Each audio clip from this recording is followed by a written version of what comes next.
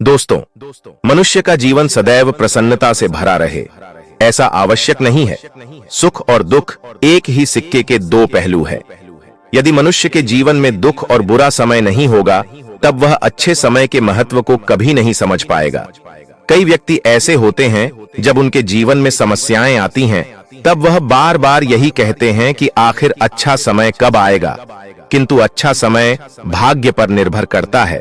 साथ ही हमारे कर्म भी अच्छे समय को हम तक पहुंचने में सहयोग करते हैं। मनुष्य के जीवन में होने वाली घटनाओं को ये यूनिवर्स तरह तरह से संकेत देकर उसे बताने का प्रयास करते हैं। जब मनुष्य का अच्छा समय आने वाला होता है, तब भी ये यूनिवर्स यानी ब्रह्मांड उसे विभिन्न प्रकार से संकेत देकर बताने का प्रयास करते हैं कि तुम्हारा अच्छा समय जल्द आएगा, थोड़ा धीरज रखो। ऐसे में जानकारी के अभाव में व्यक्ति उन संकेतों का गलत अर्थ निकाल लेते हैं या फिर उनका स्वागत नहीं करते।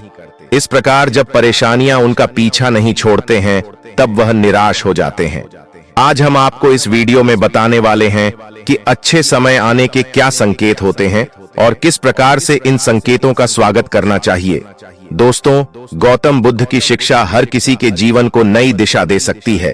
अगर आप भी इसे मानते हैं तो कमेंट्स में नमो बुद्धाय लिखना मत भूलिए। इस कहानी को अंत तक सुनिए और वीडियो के साथ बने रहिएगा। तो अब इस कहानी की शुरुआत करते हैं। बहुत समय पहले की बात है। एक गांव में एक गरीब आदमी रहता था। वह आदमी अपने जीवन के दुखों से बहुत अधिक परेशान रहता था। जब कभी वह कोई काम करने जाता तो वह काम सफल होते होते रह जाता था। आखिरी क्षणों में असफलता ही उसके हाथ लगती थी। कभी वह स्वास्थ्य को लेकर परेशानी में रहता था तो कभी उसके परिवार में अकाल मृत्यु हो जाती थी। वह अपने जीवन के दुखों से तंग आ चुका था। एक दिन की बात है, वह अपने घर के दरवाजे पर बैठा बैठा सोच रहा था। तभी उसके दरवाजे पर चिड़ियों का झुंड आया। वह पहले से ही परेशान था।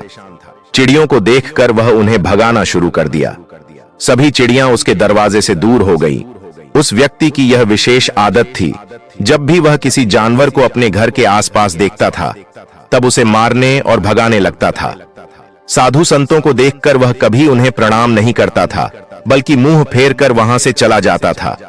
आखिरकार लगातार परेशानी झेलते हुए जब उसकी हिम्मत टूट गई, तब एक दिन उसने निर्णय लिया कि अब वह इस जीवन को समाप्त कर देगा। वह अपना घर छोड़कर गांव से बाहर चला गया और नदी को देखते ही उसमें छलांग लगा दी। लेकिन यह क्या, दो सन्यासियों ने उसे नदी के पानी से बाहर निकाल दिया। दरअसल जब वह नदी में छलांग लगा रहा था, वहां पर एक सन्यासी और उनके दो शिष्य बैठे हुए थे। उस व्यक्ति को नदी में छलांग लगाता हुआ देखकर सन्यासी ने अपने शिष्यों को आदेश दिया और उस व्यक्ति को पानी से बाहर निकाला गया। पानी से बाहर आते ही वह व्यक्ति सन्यासी के ऊपर चिल्लाता। उसने कहा कि आपने मेरी जान क्यों बचाई? मैं जीवित नहीं रहना चाहता, मुझे मरना ही होगा। सन्यासी ने उसे समझाते हुए कहा कि यह जीवन बहुत मूल्यवान है, तुम इसे इस प्रकार क्यों व्यर्थ कर रहे हो? आखिरकार जब समय पूरा हो जाएगा, तब तुम्हें यह धरती छोड़कर जाना ही है। उस व्यक्ति ने कहा कि मैं अपने जीवन की परेशानियों से तंग आ गया हूं। मुझे समझ में नहीं आता है कि मेरा अच्छा समय कब शुरू होगा। मेरे जीवन में सब कुछ बुरा बुरा होता है। मैं लाख प्रयत्न करता हूं, फिर भी सफलता नहीं मिलती है। सन्यासी ने कहा कि मैं तुम्हारी सहायता करूंगा। तुम सबसे पहले आत्महत्या करने का विचार अपने दिमाग से निकाल दो, क्योंकि यह सबसे बड़ा पाप है। जो व्यक्ति आत्महत्या करते हैं, उन्हें कभी मुक्ति नहीं मिलती है। तुम्हें क्या लगता है, तुम आत्महत्या कर लोगे तो तुम्हारी परेशानी खत्म हो जाएगी? कभी नहीं, बल्कि आत्महत्या से तुम कायर सिद्ध होते हो। उस व्यक्ति ने कहा कि हे सन्यासी, आप बहुत ज्ञानी हैं। कृपया करके मुझे यह बताइए कि मेरा अच्छा समय कब आएगा और इसके संकेत क्या क्या है। सन्यासी ने कहा कि मैं तुम्हारी सहायता अवश्य करूंगा, किंतु उससे पहले तुम्हें मेरे कार्य करने होंगे। मैं तुम्हें जैसा जैसा कहता हूं, तुम्हें मेरी बात माननी होगी। उस व्यक्ति ने कहा कि आप जो भी कहेंगे मुझे सब मान्य है। आप यह बताइए कि मेरे जीवन में अच्छा समय कब आएगा और इसके संकेत क्या है। सन्यासी ने कहा कि पहले मेरी बात सुन लो। व्यक्ति ने कहा, ठीक है, मुझे बताइए। सन्यासी ने कहा कि यदि तुम चाहते हो तुम्हारा अच्छा समय जल्दी आए, तो प्रतिदिन चिड़ियों को दाना डालना। उस व्यक्ति ने मुंह बनाते हुए कहा, यह किस प्रकार का कार्य है? मुझे तो चिड़िया पसंद नहीं है। यदि वह मेरे द्वार पर आती हैं, तो मैं उन्हें भगा देता हूं। तब सन्यासी ने कहा कि तुम अच्छे समय के संकेत का स्वागत इस प्रकार करते हो। वह व्यक्ति चौंक गया। उसने कहा कि चिड़ियों का और अच्छे समय का क्या लेना देना? सन्यासी ने कहा कि जाओ, पहले यह कार्य करके आओ। प्रतिदिन द्वार पर जो भी चिड़िया आए उसे दाना डालना और 1 सप्ताह बाद मुझे यहीं पर मिलना। उस व्यक्ति के पास कोई और विकल्प नहीं था। उसने सन्यासी की बात मान ली और घर वापस चला गया। अब जब कभी उसके दरवाजे पर चिड़िया आती तो वह उन्हें दाना देने लगता। इस प्रकार लगभग 1 हफ्ते तक यह कार्य करने के बाद उसे लगने लगा कि उसे कुछ अच्छे समाचार प्राप्त हो रहे हैं। शायद अब उसका जीवन बदलने वाला है। 1 सप्ताह बाद जब वह सन्यासी से मिला, उसने कहा कि उसने चिड़ियों को दाना देना शुरू किया।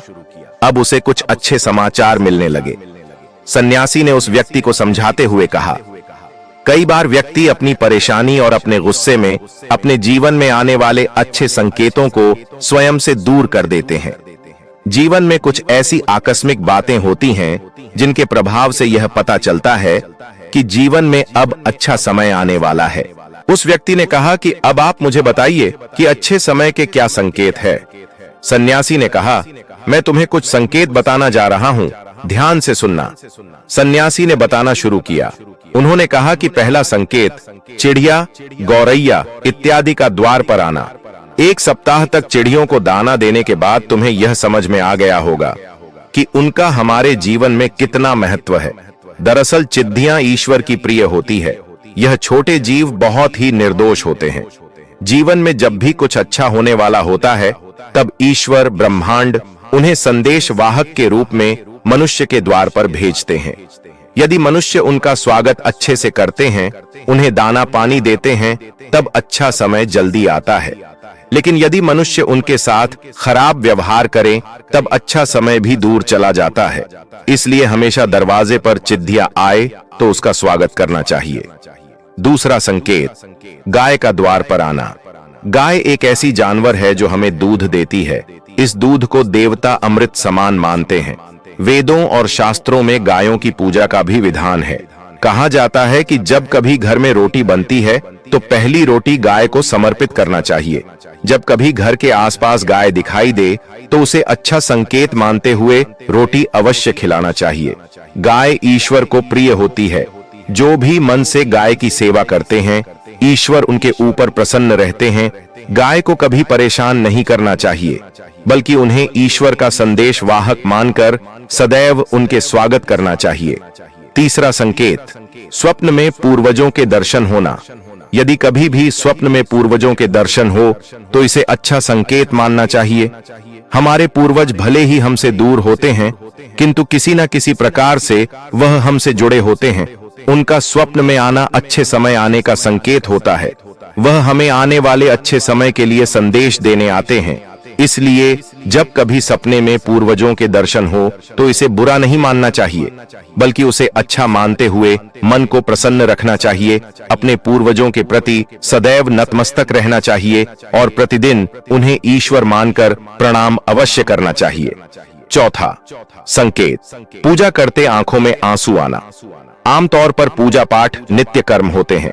यह प्रतिदिन करना चाहिए, किंतु कोई व्यक्ति भक्ति भाव में इतना अधिक हो जाते हैं कि पूजा करते समय उनकी आंखों से आंसू आने लग जाते हैं। यह ईश्वर का सबसे अच्छा संकेत होता है कि अब अच्छा समय शुरू होने वाला है। यदि आपके साथ इस प्रकार का कुछ भी हो रहा है तो ईश्वर को धन्यवाद देना चाहिए। ईश्वर स्वयं आपसे जुड़ना चाहते हैं, तभी उन्होंने आपका हृदय में इस प्रकार की भक्ति भावना भर दी है कि जब आप पूजा पाठ करने जा रहे हैं तो आपको भावनाओं महसूस हो रही हैं और आंखों में आंसू आ रहे हैं। इसे अच्छा संकेत मानना चाहिए, साथ ही ईश्वर में और अधिक मन लगाना चाहिए। पांचवा संकेत, कठिन समय में साधु संतों के दर्शन। कभी जीवन में बहुत अधिक कठिनाई का समय हो और साधु संतों के दर्शन हो रहे हैं, तब इस समय को अच्छा संकेत मानना चाहिए। साधु संत बड़े ही प्रतापी होते हैं और उनका ईश्वर के साथ गहरा संबंध होता है। वे ईश्वर के प्रतिनिधि के रूप में कार्य करते हैं। उनके दर्शन होने पर उन्हें प्रणाम करना चाहिए। उन्हें भोजन इत्यादि कराकर सदैव उनके सामने नतमस्तक रहना चाहिए। जब कभी उन्हें देखना चाहिए तो प्रणाम अवश्य करना चाहिए। उनके प्रति विनम्रता अच्छे समय को जल्दी लेकर आती है। कठिन समय सदैव नहीं रहता है और साधु संतों के दर्शन तो कठिन समय को दूर करने में सहायता करते हैं। इसलिए जब कभी साधु संतों के दर्शन हो तो ईश्वर को धन्यवाद देते हुए उनका स्वागत करना चाहिए। छठा संकेत, अचानक से रास्ते मिलना। कई बार व्यक्ति जब कठिनाई में होते हैं तो उन्हें कोई रास्ता नहीं सूझता है, किंतु जब वह अच्छे कर्म इत्यादि करते हैं अथवा पुण्य कर्म करते हैं तो ईश्वर उन्हें अवश्य रास्ता दिखाते हैं। यदि आप परेशानी में हैं और अचानक से आपके दिमाग में कोई बात आ रही है कि यह करने से शायद मेरी परेशानी दूर हो सकती है, तो उसे तुरंत कर डालना चाहिए, क्योंकि यदि आपके दिमाग में वह बात आई है तो इसके पीछे ईश्वरीय शक्तियां हैं जो आपको सहायता कर रही हैं ताकि आप समाधान तक जल्दी पहुंच सके। इसलिए परेशानी के समय मन में सबसे पहले समाधान का जो विचार आ रहा है उसे तुरंत कर लेना चाहिए। ऐसा करने से आपका अच्छा समय जल्दी शुरू होता है।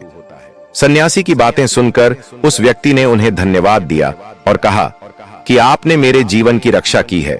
यदि आप नहीं होते तो मैं आज जीवित नहीं होता। मैं वादा करता हूं कि आज के बाद जीवन में कोई भी परेशानी आएगी तो मैं डटकर उसका सामना करूंगा। साथ ही इन अच्छे संकेतों का स्वागत करूंगा।